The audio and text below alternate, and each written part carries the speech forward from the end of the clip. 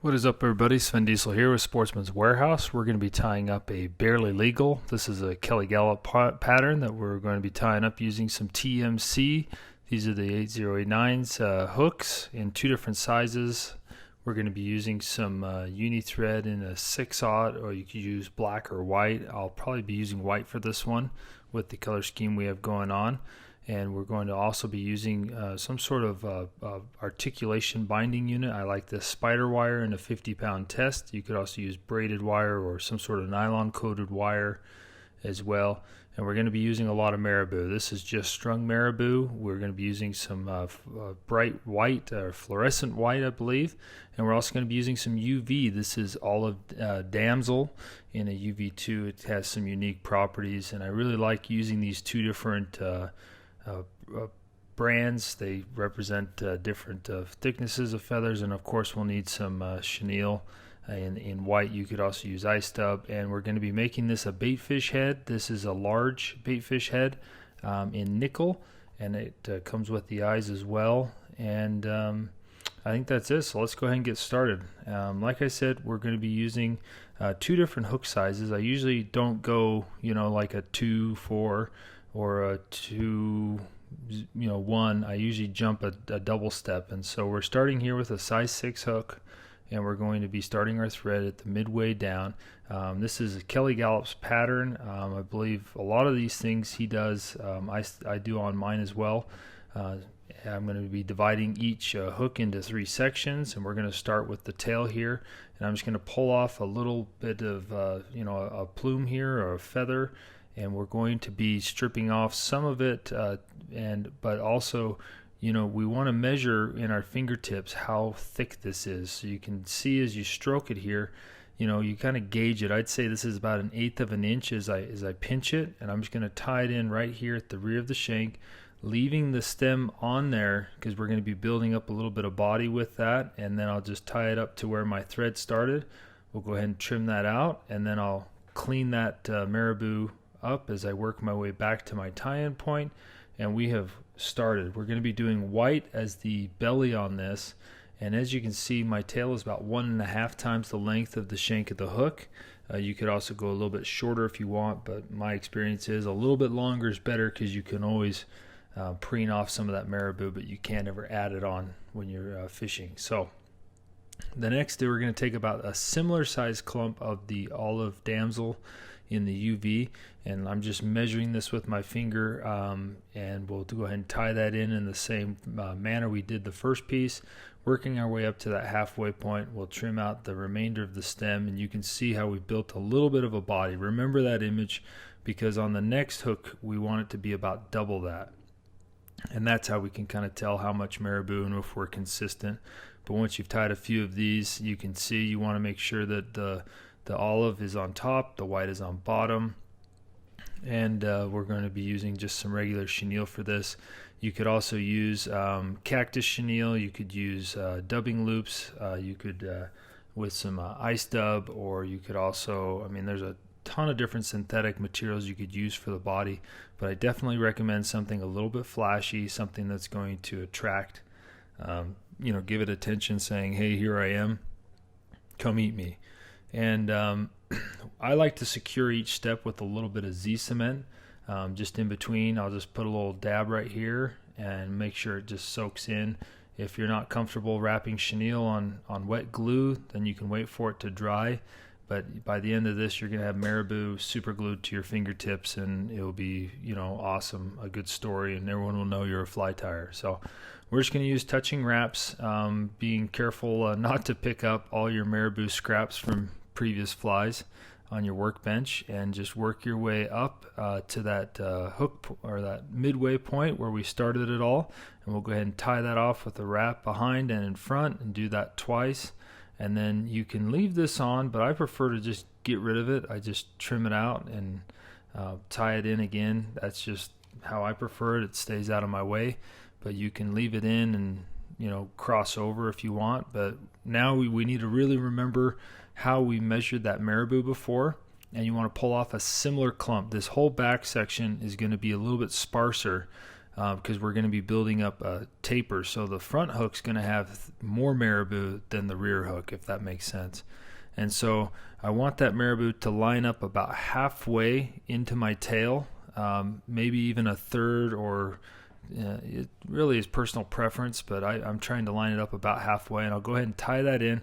Same process. I'm going to tie in, that marabou up the shank of the hook to help with the body, and then we'll go ahead and trim out the butt section. Make sure to leave a little bit of room there for our next tie-in point, and then I'll work my way back again to that halfway point. You can see how everything's relating back to that halfway point.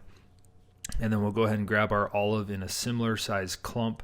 If anything, this is a little bit thinner than the tail in this middle section, just because we went a little heavy on the tail. And it's okay to leave the tip in. You can cut the tips out. You can spend all the time in the world prepping your marabou. This is just strung marabou. It's not perfect. And we'll just go ahead and align it up. And when it gets wet, it's going to flow and be freakishly awesome. So let's go ahead and tie that in. Continue to tie in your fluff here that normally we would strip off. And you can see how that's going to taper into the middle of that tail and just, create a really nice profile. We've got the olive on top, the white on the bottom, and we are going to do the same process again with the chenille here. We're just going to strip off a little bit of the flashy fibers, so that way we're tying in only by the cord. You can see I just pinch it and pull, and we expose the cords, and I'll go ahead and tie those in, and there we go. So we're going to put a little bit of super glue again, and we'll palmer this up. A little key here is by putting this super glue and leaving it wet, you don't have to tug as tight on this chenille. It's going to hold, and you don't have to worry about your material sliding down the hook shank, because that glue is gonna, if a fish hits this in the middle. I've had woolly buggers and other things that have completely slid down the shank, and it's basically ruined. That's why I super glue each step, and I'm just palmering this, and we'll work our way up. I'm giving a little bit of tension, maybe a little bit too much, as you can see, but that super glue held it strong, and we'll go ahead and tie that off, and it was almost perfect. So this is not a material that you want to be doing when you've been working out at the gym, but it works for what I was doing. I was probably tying a little too tight, but it worked out, and that's why we glue as well. So I got a little tie-in point there to tie in the marabou to finish off this rear section. So we're just going to do the same process. Grab a similar clump of the white. I may want to, if your feather has way too much fluff or it's too bulky, you can either one, grab another feather, or two, just strip off some of the bottom fibers and make it the same thickness that we've been working with. And we'll go ahead and just match that up so it's going about halfway into the previous section. I believe Mr. Gallup calls it stacking the marabou, and we'll go ahead and just tie that in like we've been doing. You can also do a reverse tie. Maybe I'll show that on the head to make that a little bit cleaner, but we'll go ahead and just clean that up the best we can, and then we'll tie in the top. There's going to be so much marabou, and this is going to flow and pulsate back that the fish isn't going to notice if we got our head here really, really clean, to be perfectly honest. So they're going to be more worried about this, being in the side of their mouth and why we're pulling on it. But grab a similar size of this olive, and you can see the difference in the brands here. Every brand has better or worse properties, and some strung marabou has really awesome uses, and other times I like to use more of a premium marabou. And you can see how this UV is a little bit thicker. It's different than the strung, but they both serve their purpose. So when we move up into the front section, I'm going to have to use a little bit more of the white and a little, about similar size of the olive. So little tip is to try different brands of marabou, because everything is a little bit different. I've tried it on the patch, I've tried it in strung, I've tried it in loose, like premium marabou, and they all are, pros and cons to each one. Usually mostly comes down to price, but usually when I buy less expensive marabou, it most of it is useless to some fly tyers. I seem to always find a use for it, but we'll go ahead and do a whip finish there. If you get some marabou in that whip finish, the cleaner the better, but not a big deal. When it gets wet, it's gonna all get covered. And I found that sometimes tying these a little bit more messy helps out. So I'm just gonna shove a bodkin in this hook eye so that I don't get any resin in it. And I'm going to take just a little bit of a thin resin here on each side. You could also use head cement just to make sure that this all kind of holds together and is super solid. Don't want anything shifting or spending all this time tying this fly and then the thread gets bit perfectly by a tooth and we lose half the fly. So there we go. We'll go ahead and cure that 10 to 15 seconds and we are done with the rear section. So if you've never tied an articulated fly, welcome to the party, and we're going to just do that right now. So we'll go ahead and set this aside. If you've got a material clip right here or something to put this in on your vise so it doesn't stab you, that's recommended. And we'll go ahead and grab the size 2 hook now, and you could also do a 4. I believe Kelly Gallup, when he does this, he usually steps down 1 size, but I go 2. I don't know why. It's just what I've always done. And we're going to start the same process. I'm going to start my thread right here in the middle of the shank, and I'm going to work my way towards the back. I'll trim out this tag end, and we are going to repeat what we just did, except for we're going to add our articulation or joining this back hook to the front. And I'm just trimmed off a piece of spider wire. I'll go ahead and tie that in with some good tight wraps, working my way up. And notice how I leave a tag off the front. That's kind of a little bit important for later. And then I'll tie this back well into the bend, trying to keep it on the top of the hook shank. And then all I do, run it up through the eye, bring it up and over, and notice how much I have here. We're not done yet, and I'm going to loosely, because I can't really get it tight with this long tag end, but I'm going to work my way around this, working my way up. And then now we want to position it, and you could use beads in between here, but I don't think it's necessary. I've done it with or without beads and haven't noticed a difference. I believe that's to help with when we've got a lot of flash. And so now I'm going to run that tag end up through the hook eye. So this thing is ultra secure, and then I'm going to run it back down the hook shank, and then I'm going to run it through the hook eye again. And notice how I'm going to go up and through or down through this hook eye on this one side, and that way it also helps with fouling because this is going to swivel back and forth instead of twisting. And then I'll run that back on that other side, on the opposing side right now. So basically I got 2 loops going through this hook eye, the rear hook eye, and they're going on each side of the front hook shank. So I'm making sure they're the even distance or they're the same distance. That looks pretty good. And then this is why we left that tag end, because now we're going to reverse tie that back again. So this is just super duper secure. I also have been known, if I want it to be a little bit stiffer, I'll add some 30-pound mono in with the spider wire, but not necessary. And I think that the mono over time breaks, but let's be honest, I lose these flies before that happens, or they sit in a box forever and I never use them again. So we have about 1/8 of an inch there for the articulation for this back piece to flow and move. And now we're going to just cement this, and I'll go over it again with my thread. I think it was secure with the thread, but I once I super glue, I just run my thread up and over so that we're not going to get the marabou stuck in this. That kind of helps to cover the glue. You could also take a piece of marabou and dab it on there, like a scrap piece here, and that helps to get rid of the chance of you getting marabou stuck everywhere. So we are going to be doing the same thing we did before, except for this time here on this rear hook, instead of tying 1 piece of marabou off the back, I'm going to tie 2 small pieces. So basically the same size as I've been tying in on the rear shank. And so I'm going to try and match that same thickness. So I'm preening off a little bit of that fluff to make it the same diameter, if not slightly smaller. And then I'm going to tie it in on the bottom my side of this hook shank, because I've never been able to tie in a piece of marabou right here and split it perfectly around that hook point.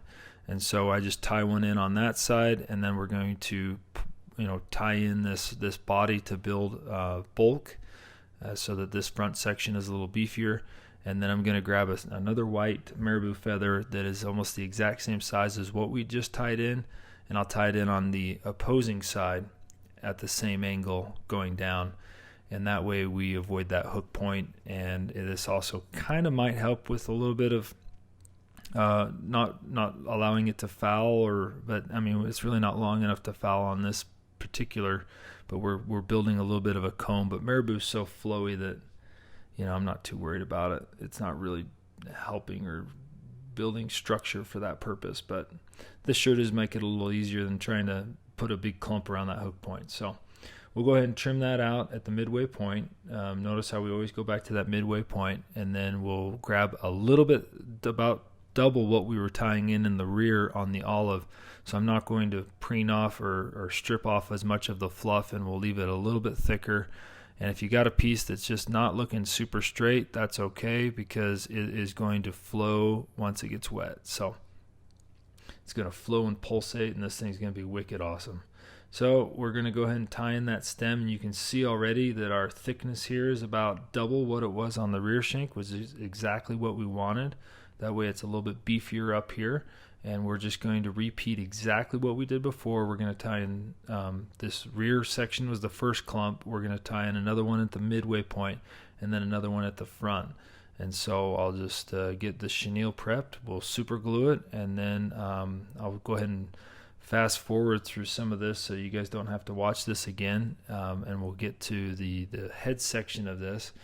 But the super glue is just, I can't stress it enough. How many times early on that I just lost buggers because I didn't put this down, and it took just one hit, and that shank and the thread, it just slid right down. So it's kind of a habit I do all the time now. You don't have to do it. You could really focus on getting tighter wraps, but I believe I'm doing tight wraps, and the super glue just makes for a really bulletproof, awesome fly.